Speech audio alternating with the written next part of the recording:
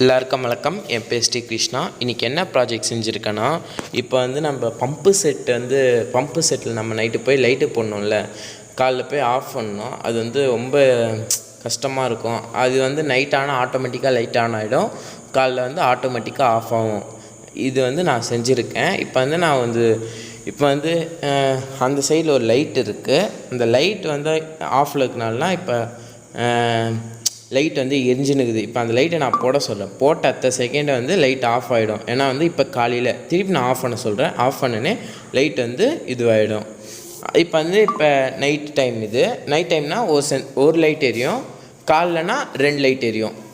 இப்போ 2 லைட். இது நான் என்னென்ன பொருள் யூஸ் பண்ணியிருக்கேன்னா,